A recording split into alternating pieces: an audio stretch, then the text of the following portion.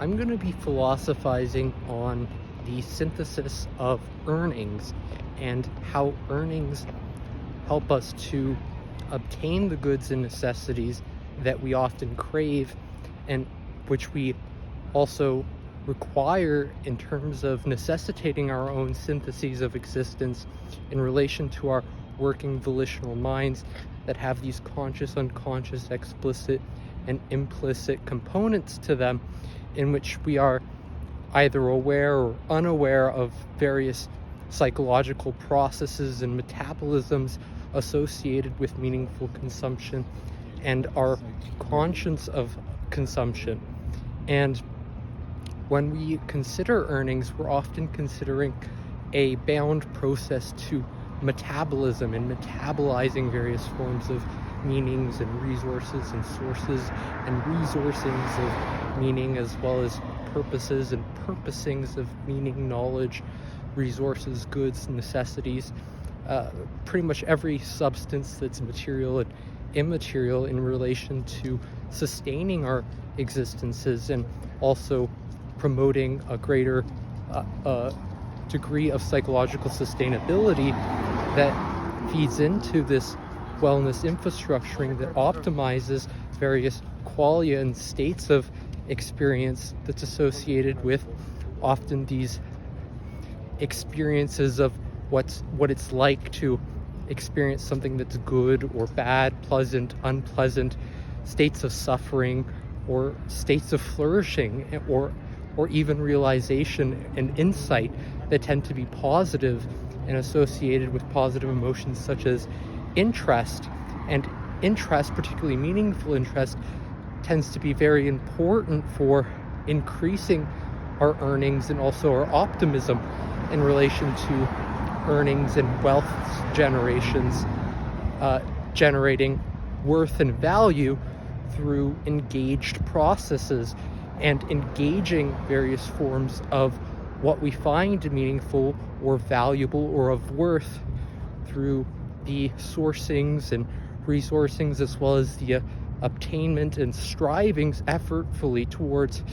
greater amount of goods and necessities that allow us to experience a greater sense of what's good enough, also recognize a sense of good enough internally within our beings, and which can allow us to provide not just for ourselves but for others who might not have the same volitional capacities as us, but still have a desire to continue their own existence, and which we might also feel or perceive a desire to be able to help or proliferate that in order to better society or even just benefit our own conscience,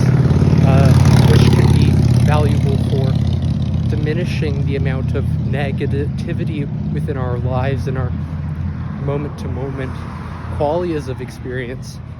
that pertain to states of ill well-being and also positive well-being through the regulation of negativity and negative emotions and experiences and affects,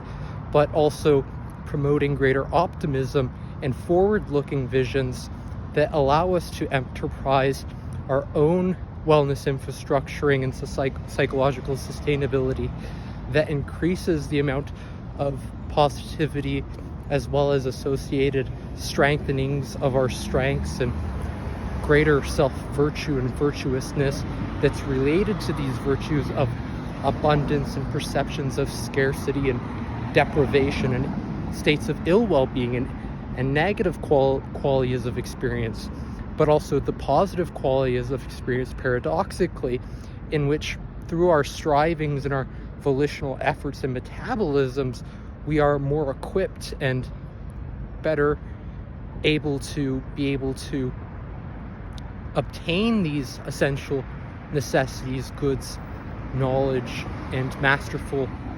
resourcing and sourcings of goods, necessities, and knowledge that allow us to develop a deeper understanding of the nature of synthesis of existence, but also ourselves within this more engaged but also an existential contemplative plane of existence in which we are primarily bound to these material and immaterial substances that regulate, as well as are optimizers of consumption and sustainers of consumption.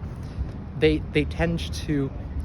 be what we go to look for when we're considering the paradoxes of meaninglessness and meaningfulness, as well as the continuity of our existence and the seeming spontaneity of various thoughts or syntheses of the mind, and the preliminary syntheses of our existence, in which can often be complexifying or puzzling, and in some cases immobilizing, when we consider all the possible things that we could do or we should have done, and which provide our lives with a deeper sense of meaningfulness and purposefulness, or quite the opposite if we don't actually operate in accordance with those perceptions or values or sense of worth and worthwhileness that's deeply associated with the various optimizers, regulators, and self-sustainers of our existence, the essential ingredients of psychological sustainability that ultimately promote a greater sense and depth of positivity and optimal well-being, in particular, that has to do with increasing health, mental health, psychological health, physical health, and other dimensions that might not be captured when we're looking at various aspects of our health and our physiology, but also our own well-being. And when we consider our strivings in relation to our earnings, this tends to be something that gratifies our egos and satisfies us, and can give us a sense of what's good enough, that allows us to generate sources and resourcings of abundance, but also develop a greater innate sense of innovativeness that's expansive and that deepens knowledge, as well as exemplifies self-virtue and merit and the ideals and ideations in which many individuals aspire towards, and which we model through our enterprisings, involving effortful volition and our capacity to earn greater amounts of wealth, goods, and necessities, as well as acquire, develop, and instantiate knowledge, and being able to develop a greater sense of masterfulness of existence in relation to those. So that's all I wanted to say in regards to earnings and philosophizing on earnings. That being said, I will probably be writing more on this topic and creating some videos that are related, but probably not directly on earnings. So I hope you enjoy. Bye.